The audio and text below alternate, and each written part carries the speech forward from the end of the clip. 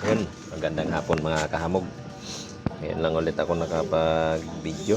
Kasi kaninang umaga, grabe, ulan. Oras 5:15. Tama na. Tama na.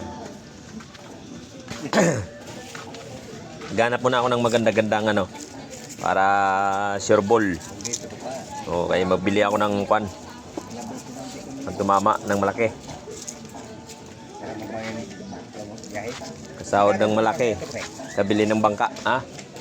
Magkano po makato? Ano? Saan? Sa lugar niyo.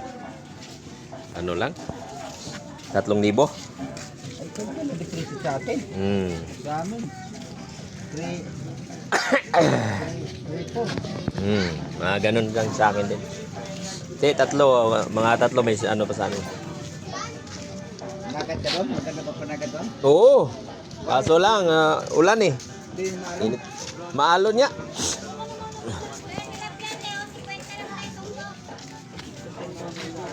Yun dito, walang alon. Doon sa probinsya, maalon. Dito, balik tayo dito ulit sa ating gulayan muna.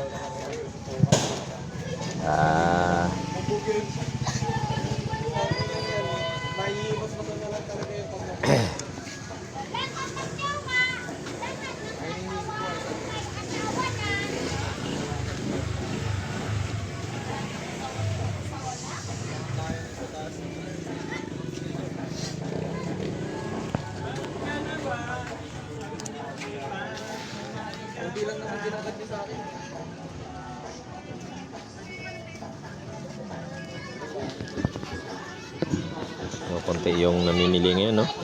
Walang masyadong tao, kaya marami pa, oh. Buti nung ano, unang araw at saka pangalawang araw, eh, medyo maganda-ganda yung binta natin. Yung ngayon, araw ng... Anong araw ba ngayon? Araw ng Lunes, Martes ba ngayon? Oo, medyo matumal sa konti ngayon. Pangatlong araw ko ngayon dito sa ating gulayan. Ayan, medyo marami pa siya ngayon, marami pang tira. Pero ang isda namin medyo konti na lang yung isda sa isda ayun sa kabila.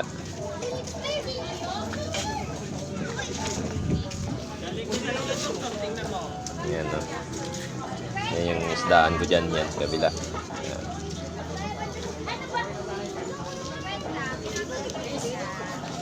Yung mga paninda kong isda dyan sa kabila.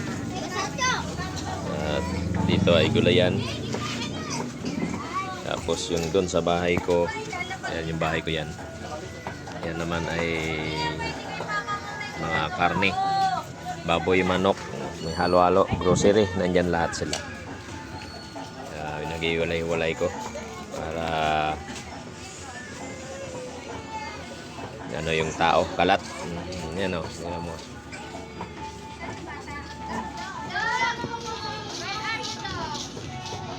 Ayan yung isda, no? Kanya-kanyang may tindiro-tindira. Ayan. Yung isa dyan, yung driver namin. So, ayun mga kamog, magandang hapon po sa inyo lahat. At 3 days ngayon, part 3 sa aking panindang gulay. Update para sa aking mga video. So, sa lahat na mga hindi pa nakapag-subscribe dyan, please pakisubscribe na lang ng aking YouTube channel. Paki-share na rin mga kahamog para lumawak ang aking mga video. Sana mapansin na tayo para makatulong tayo sa mga nangangailangan. So yun, God bless po sa inyong lahat. Ingat po at lalong-lalo na po sa mga nagwo-work dito. So thank you and God bless po sa inyong lahat. Paki-share na lang po. Maraming salamat sa inyong lahat.